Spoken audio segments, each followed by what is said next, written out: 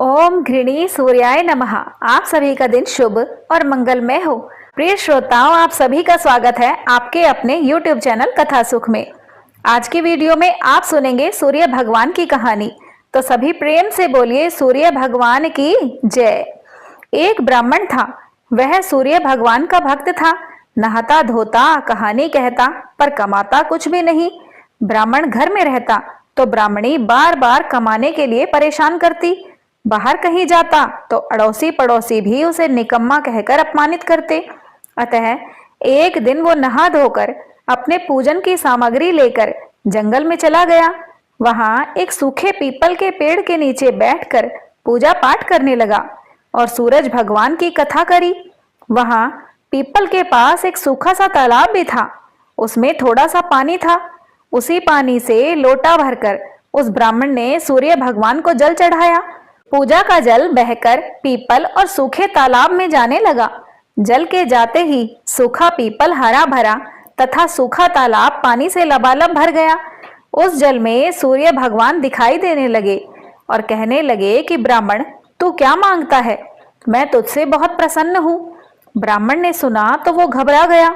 सोचने लगा कि लगता है पीपल में कोई भूत रहता है। रोज जब वह पूजा करता तभी यह आवाज आती। सुन सुनकर ब्राह्मण चिंता करने लगा और दुबला होने लगा। ब्राह्मणी कभी कभी ब्राह्मण से मिलने जंगल आती थी। उसने ब्राह्मण से पूछा कि आप प्रतिदिन दुबले क्यों हुए जा रहे हो?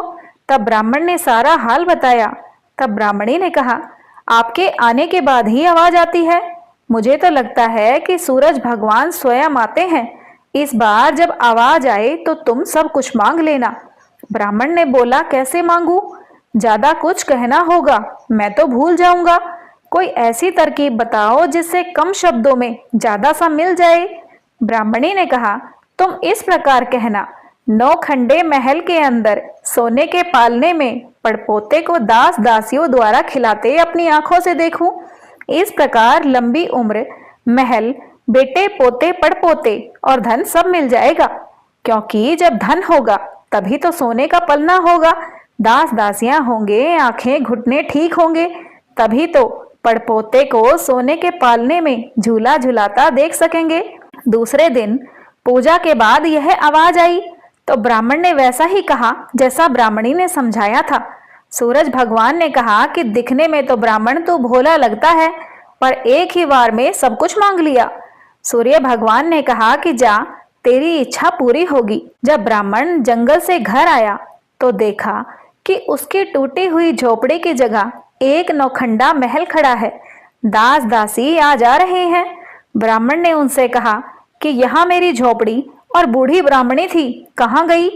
उस समय महल की खिड़की से एक सुंदर औरत गहनों और सुंदर कपड़ों से सजी हुई बाहर आई और ब्राह्मण से बोली, आ जाओ, ये अपना ही घर है। सूरज भगवान ने तुम्हारी मनोकामना पूर्ण कर दी। ब्राह्मण ने कहा, हम इतने धन का क्या करेंगे? तब ब्राह्मणी ने कहा, धन से क्या नहीं होता, दान पुण्य यज्ञ होम करेंगे। फिर ब्राह्मण ने वैसा ही किया। अब तो राजा की जगह ब्राह्मण का गुणगान होने लगा। राजा ने जब यह बात सुनी तो ब्राह्मण को बुलवाया और पूछा कि कल तक तो आपके पास खाने तक कुछ नहीं था, अब ये धन कहाँ से आ गया? कहाँ से चोरी की, कहाँ डाका मारा? ब्राह्मण ने कहा, हे राजन, ना मैंने चोरी करी और ना मैंने डाका डाला, ये सब तो सूर्य भगवान की कृपा है, और सारी कहानी कह दी। तब राजा ने कहा कि हे ब्राह्मण, मेरे कोई पुत्र नहीं है, मुझे क्या करना चाहिए? ब्राह्मण ने राजा को सूर्य भगवान की पूजा विधि बताई। राजा ने वैसा ही किया। सूर्य भगवान की कृपा से राजा को पुत्र रतन की प्राप्ति हुई। अब तो सब लोग सूर्य भगवान की जय जयकार बोलने लगे। हे सूर्य भगवान, जैसे ब्राह्मण और राजा की आपने मनोकामना पूर्ण की, वैसे सबकी करना। कहानी कहने वालों की भी और कहानी सुनने वालों की भी, सबकी मनोकामनाएं पूरी करना। तो सभी प्रेम से बोलिए सूर्य देव भगवान की जय। प्रिय श्रोताओं, सभी मनोकामनाओं की पूर्ति हेतु रविवार का व्रत करना श्रेष्ठ है। इस व्रत की विधि इस प्रकार है। प्रातःकाल स्नान आदि से निवृत्त होकर स्वच्छ वस्त्र धारण करें। उसके बाद सूर्य नारायण भगवान को जल अर्पित करें। और उनकी पूजा अर्चना करें। भोजन तथा फलाहार सूर्य देव के प्रकाश रहते ही कर लेना उचित है। यदि निराहार रहने पर सूर्य देव छिप जाएं, तो दूसरे दिन सूर्य देव को अर्घ देने पर ही भोजन करना श्रेष्ठ माना जाता है। व्रत के दिन नमकीन या तले हुए पदार्थों का सेवन न करें। इस व्रत को करने से मान सम्मान में वृद्धि होती है। अब सुनिए रविवार व्रत की कथा। प्राचीन काल में एक बुढ़िया माई थी। वह नियमित रूप से रविवार का व्रत करती। रविवार के दिन सूर्योदय से पहले उठकर स्नान आदि से निवृत्त होकर घर के आंगन को गोबर से लीपकर स्वच्छ करती। उसके बाद सूर्य भगवान की पूजा करते हुए रविवार व्रत की कथा सुनकर सूर्य भगवान को भोग लगाकर दिन में एक समय भोजन करती। सूर्य भगवान की अनुकंपा से बुढ़िया को किसी भी प्रकार का कोई कष्ट नहीं था। धीरे धीरे उसका घर धन धान्य से भर रहा था।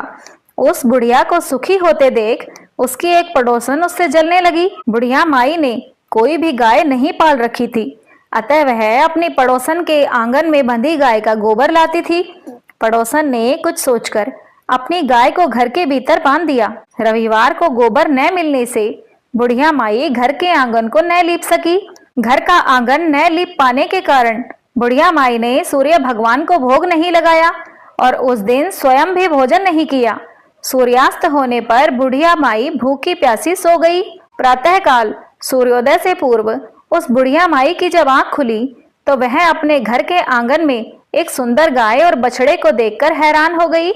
गाय को आंगन में बांधकर उसने जल्दी से उसे चारा लाकर खिलाया। पड़ोसन ने उस बुढ़िया माई के आंगन में बंधी सुंदर गाय और बछड़े को देखा तो वह उससे और अधिक ईर्ष्या करने लगी। तभी गाय ने सोने का गोबर किया। गोबर को देखते ही पड़ोसन की आंखें फट गई। पड़ोसन ने उस बुढ़िया माई को आसपास न पाकर तुरंत उस गोबर को उठाया और अपने घर ले गई तथा अपनी गाय का साधारण गोबर वहां रख गई। सोने के गोबर से पड़ोसन कुछ ही दिनों में धनवान हो गई। अब तो गाय प्रतिदिन सूर्योदय से पहले सोने का गोबर किया करती और बुढ़िया माई के उठने से पहले ही वह पड़ोसन उस गोबर को उठाकर ले जाती थी। बहुत दिनों तक बुढ़िया माई को सोने के गोबर के बारे में कुछ पता नहीं चला। वह बुढ़िया माई पहले की तरह ही हर रविवार को भगवान सूर्य देव का व्रत करती रही, कथा सुनती रही। लेकिन सूर्य भगवान को जब पड़ोसन की चालाकी का पता चला तो एक दिन उन्होंने बहुत तेज आंधी चला दी। आंधी का प्रकोप देखकर बुढ़िया माई ने गाय को घर के भीतर ही बांध दिया। सुबह उठकर बुढ़िया माई ने सोने का गोबर देखा तो उन्हें बहुत आश्चर्य हुआ। उस दिन के बाद से बुढ़िया माई गाय को अपने घर के भीतर ही बांधने लगी। सोने के गोबर से बुढ़िया माई कुछ ही दिनों में बहुत धनवान हो गई। उस बुढ़िया माई के धनी होने से पड़ोसन बुरी तरह जल भुनकर राख हो गई और उसने अपने पति को समझा बुझाकर उसे नगर के राजा के पास भेज दिया। सुंदर गाय को देखकर राजा बहुत खुश हुआ। सुबह जब राजा ने सोने का गोबर देखा तो उसके आश्चर्य का ठिकाना न रहा। उधर सूर्य भगवान को भूखी प्यासी बुढ़िया को इस तरह प्रार्थना करते देख उस पर करुणा आ गई। उसी रात सूर्य भगवान ने राजा को स्वप्न में कहा, राजन, बुढ़िया की गाय व बछड़ा तुरंत लौटा दो, नहीं तो तुम पर विपत्तियों का पहाड़ टूट पड़ेगा, तुम्हारा महल नष्ट हो जाएगा। सूर्य भगवान के स्वप्न से राजा बुरी तरह भयभीत हो गए। उन्होंने प्रातः उठते ही गाय और बछड़ा बुढ़िया माई को लौटा दिया।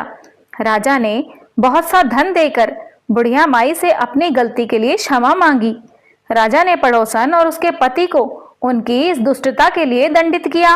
फिर राजा ने पूरे राज्य में घोषणा कराई कि सभी स्त्री और पुरुष रविवार का व्रत किया करें। रविवार का व्रत करने से सभी लोगों के घर धन धान्य से भर गए। राज्य में चारों तरफ खुशहाली छा गई। सभी स्त्री पुरुष सुखी जीवन यापन करने लगे तथा लोगों के शारीरिक कष्ट भी दूर हो गए। तो सभी प्रेम से बोलिए सूर्य नारायण भगवान की जय। प्रिय भक्तजनों, रविवार सूर्य देवता की पूजा का वार है। रविवार को व्रत करने तथा कथा सुनने से मनुष्य की सभी मनोकामनाएं पूरी होती हैं। मान सम्मान, धन, यश तथा उत्तम स्वास्थ्य की प्राप्ति होती है। सूर्य भगवान का व्रत 1 वर्ष या 30 रविवारों तक अथवा 12 रविवारों तक करना चाहिए। रविवार को सूर्योदय से पूर्व उठकर शौच आदि से निवृत्त होकर स्वच्छ लाल रंग के इस दिन वस्त्र पहनने चाहिए। तत्पश्चात घर के किसी पवित्र स्थान पर भगवान सूर्य देव की स्वर्ण मूर्ति या फिर प्रतिमा स्थापित करें। तत्पश्चात विधि विधान से गंध पुष्प आदि से भगवान सूर्य देव का पूजन करें। पूजन के बाद व्रत की कथा सुने। व्रत कथा सुनने के बाद आरती करें। उसके बाद सूर्य भगवान का स्मरण करते हुए ओम सूर्याय नमः, ओम घृणी सूर्याय नमः या फिर ओम ह्राम ह्रीम होम सह सूर्याय नमः इन मंत्रों का जाप करें। मंत्र जाप करने के बाद शुद्ध जल के लोटे में अक्षत, लाल पुष्प, रोली मिलाकर सूर्य देव को अर्घ अर्पित करें। रविवार के दिन शाम को आप गेहूं की रोटी, दलिया, दूध, दही, घी या चीनी का सेवन कर सकते हैं, लेकिन ध्यान रहे रविवार के दिन नमक न खाएं। आज के दिन आदित्य हृदय स्तोत्र का पाठ अवश्य करें। आप सुनिए श्री आदित्य हृदय स्तोत्र का हिंदी अनुवाद। भगवान आदित्य के हृदय स्वरूप इस आदित्य हृदय स्तोत्र का उपदेश अगस्त्य मुनि ने श्री रामचंद्र जी को दिया था और इसी के प्रयोग से श्री रामचंद्र जी ने रावण का वध प्राप्त करने की शक्ति प्राप्त की। इस स्तोत्र के नित्य 3 पाठ करने से शत्रु बाधा शांत हो जाती है, पितृदोष निवारण हो जाता है, सूर्य नारायण की पूर्ण कृपा प्राप्त होती है, आरोग्य अच्छा रहता है, आत्मविश्वास में बढ़ोतरी होती है, कोर्ट कचहरी क्षेत्र में विजय प्राप्त होती है, सरकारी नौकरी या सरकारी कामों में फायदा होता है। कहने का अर्थ है कि अटके हुए सभी कार्य सफल हो जाते हैं। श्री रामचंद्र जी भगवान युद्ध से थककर चिंता करते हुए रणभूमि में खड़े थे। इतने में रावण भी युद्ध के लिए उनके सामने आकर युद्ध के लिए खड़ा हो गया। यह देख भगवान अगस्त्य मुनि जो युद्ध देखने के लिए देवताओं के साथ आए थे, वो मुनि भगवान राम के पास जाकर बोले। मुनि ने कहा, हे सबके हृदय में रमण करने वाले महाबाहो राम, यह सनातन रमणीय गोपनीय स्तोत्र सुनो। वत्स, इसके जाप से तुम युद्ध में अपने समस्त शत्रुओं पर विजय पाओगे, इसमें संदेह नहीं। इस गोपनीय स्तोत्र का नाम आदित्य हृदय स्तोत्र है। यह परम पवित्र और शत्रुओं का विनाश करने वाला है। इसके जप से सदा विजय प्राप्त होती है। यह नित्य अक्षय और परम कल्याणमय है। संपूर्ण मंगलों का भी मंगल है। इस स्तोत्र के पाठ से सभी पापों का विनाश होता है। यह चिंता और शोक को मिटाने वाला, आयु को बढ़ाने वाला है। भगवान सूर्य अपनी अनंत किरणों से सुशोभित हैं। ये नित्य उदय होने वाले देवता और असुरों से पूजनीय, विवस्वान नाम से प्रसिद्ध, प्रभा का विस्तार करने वाला भास्कर और संसार के स्वामी भुवनेश्वर हैं। तुम इनका रश्मिमते समुद्यते देवासुर नमस्कृताय विवस्वते भास्कराय भुवनेश्वराय नमः इन मंत्रों से पूजन करो। संपूर्ण देवता इन्हीं के स्वरूप हैं। ये तेजों की राशि तथा अपनी किरणों से जगत को सत्ता एवं स्फूर्ति प्रदान करने वाले हैं।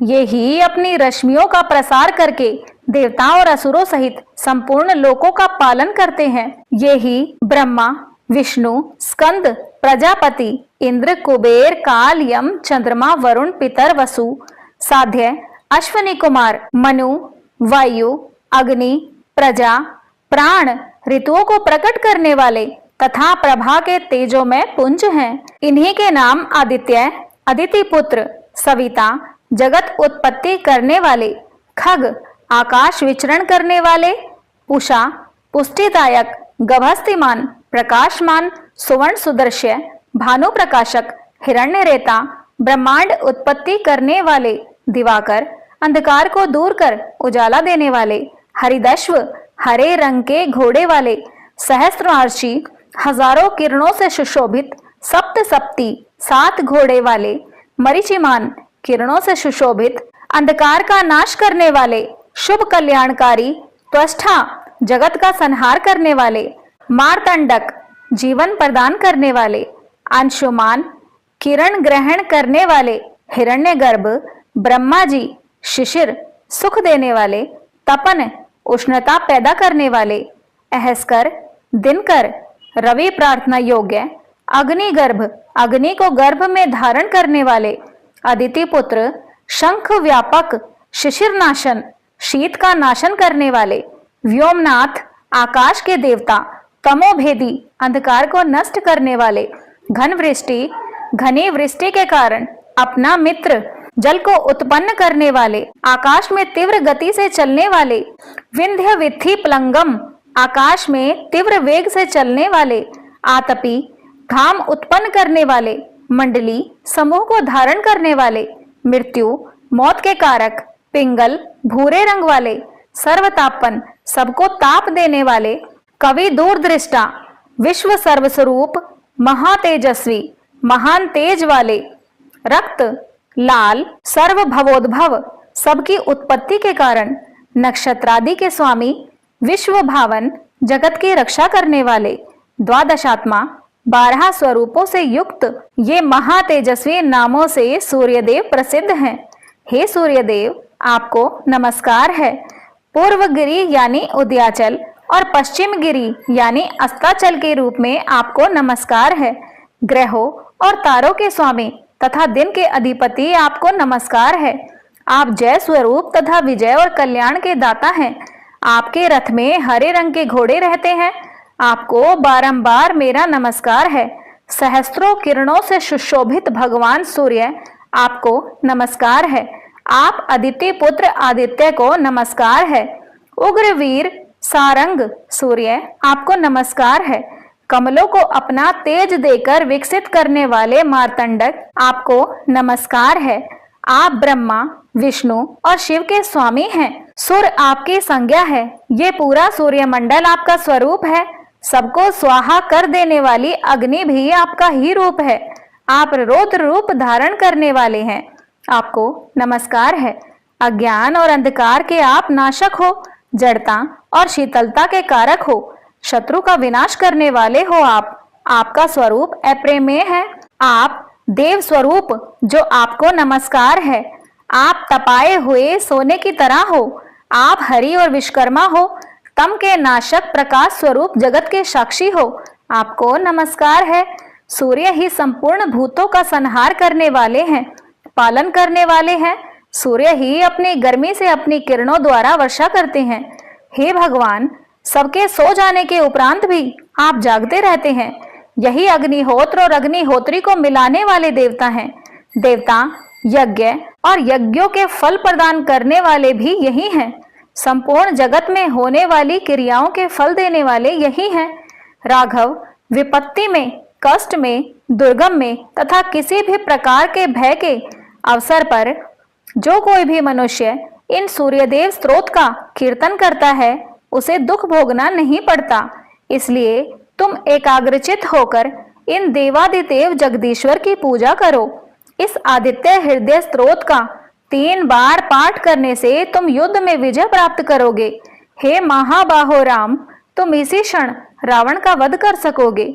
यह कहकर अगस्त्य मुनि वहां से चले गए। अगस्त्य मुनि का उपदेश सुनकर महातेजस्वी श्री रामचंद्र जी का शोक दूर हो गया। उन्होंने प्रसन्न चित मन से आदित्य हृदय स्तोत्र का पाठ किया, स्तोत्र को धारण किया और 3 बार आचमन करके जप किया। उसके बाद भगवान श्री रामचंद्र जी ने धनुष उठाकर रावण की ओर देखा और उत्साह पूर्वक विजय पाने के लिए वे आगे बढ़ने लगे।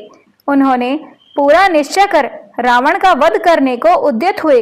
उस समय समस्त देवताओं के मध्य में खड़े हुए भगवान सूर्य ने प्रसन्न होकर श्री रामचंद्र जी की ओर देखा और निशच राज रावण के विनाश का समय निकट जानकर हर्ष पूर्वक कहा, रघुनंदन, अब शीघ्र करो। तो सभी प्रेम से बोलिए श्री सूर्य नारायण भगवान की जय। अब सुनिए श्री सूर्य चालीसा पाठ। कनक बदन कुंडल मकर, मुक्ता माला अंग, पद्मासन सिद्ध्याये, शंख चक्र के संग। जय सविता जय जयति दिवाकर, सहस्रांशु सप्ताश्वति मेरे हरे, भानु पतंग मरीचि भास्कर, सविता हंस सुनूर विभाकर, विवस्वान आदित्य विकर्तन, मार्कंड हरि रूप विरोचन, अंबर मणि खग रवि कहलाते, वेद हिरण्य गर्भ कह गाते, सहस्त्रांशु प्रद्योतन कहीं कहीं, मुनिगण होत प्रसन्न मोद लही, अरुण सदृश सारथी मनोहर, हांकत है साता चढ़ी रथ पर। मंडल की महिमा अति न्यारी, तेज रूप केरी बलिहारी। उच्च श्रवा सदृश है जोते, देखी पुरंदर लज्जित होते। मित्र मरीचि भानु अरुण भास्कर, सविता सूर्य अर्क खग कलिकर। सविता सूर्य अर्क खग कलिकर, पूषा रवि आदित्य नाम ले। हिरण्य गर्भाय नमः कही के, द्वादश नाम प्रेम सो गावे। मस्तक 12 बार नवावे, चार पदारथ जन सो पावे। दुख दारिद्र अघ पुंज नसावे, नमस्कार को चमत्कार यह। विधि हरि हर को कृपा सार यह, सोवे भानु तुम ही मन लाई। अष्ट सिद्धि नव निधि तेहि पाई, 12 नाम उच्चारण करते। सहस जन्म के पातक टरते, उपाख्यान जो करते तव जन। रिपु सो जमल हते सिधिते छन, धन सुत जुत परिवार बढ़तु है। प्रबल मोह को फंद कटतु है, अर्क शीश को रक्षा करते हैं। रवि ललाट पर नित्य बिहरते, सूर्य नेत्र पर नित्य विराजत। कर्ण देश पर दिन कर छाजत, भानु नासिका वासक हुनित। भास्कर करत सदा मुख को हित, ओठ रहे परजन्य हमारे। रसना बीच तीक्ष्ण बस प्यारे, कंठ सुवर्ण रेत की शोभा। तिगम तेजस कांधे लोभा, पूषा बाहु मित्र पीठई पर। त्वष्टा वरुण रहत सुउष्ण कर, युगल हाथ पर रक्षा कारण। भानुमान उर समर सौदर्शन, बसत नाभि आदित्य मनोहर। जंघा गोपति सविता वासा, गुप्त दिवाकर करत हुलासा। विवस्वान पद की रखवारी, बाहर वसते नित तमहारी। सहस्रांशु सर्वांग संहारे, रक्षा कवच विचित्र विचारे। अस जो जन अपने मन माही, भय जग बीच कर होते ही नाही। दद्रु कुष्ठ ते ही कब हुन व्यापे, जो जन या को मन मह जापे। अंधकार जग का जो हरते, नव प्रकाश से आनंद भरता। ग्रह गण ग्रसी न मिटावत जाही, कोटि बार मैं प्रणव ताही। मंद सदृश सूत जग के जाके, धर्मराज सम अद्भुत बाके। धन धान्य तुम दिन मनि देवा, किया करत सुर मुनि नर सेवा। भक्ति भाव युक्त पूर्ण नियम सो, दूर हटत सो भव के भ्रम सो। परम धन्य सो नर तन धारी, है प्रसन्न जेहि पर तमहारी। अरुण माघ मह सूर्य फाल गुण, मधु वेदांग नाम रवि उदयन। भानु उदय बैसाख गिनावे, ज्येष्ठ इंद्र आषाढ़ रवि गावे। यम भादो अश्विन हिमरेता, कार्तिक होत दिवाकर नेता। अगहन भिन्न विष्णु है पोसही, पुरुष नाम रवि है मलमा सही। भानु चालीसा प्रेम युक्त, गावही जे नर नित्य। सुख संपत्ति लही विविध, हो ही सदा कृत कृत्य। तो सभी प्रेम से बोलिए श्री सूर्य देव भगवान की जय। प्रिय श्रोताओं, यदि आज की यह पावन कथा आपको पसंद आई हो तो कृपया वीडियो को लाइक कीजिएगा, चैनल को सब्सक्राइब कर लीजिएगा, बेल आइकन दबाना न भूलिएगा ताकि हमारी ऐसी ही भक्तिमय वीडियो निरंतर आप तक पहुंच सके। आप सभी सुखी व स्वस्थ रहें। जय श्री राधे कृष्णा। धन्यवाद। मिलते हैं अगली वीडियो में।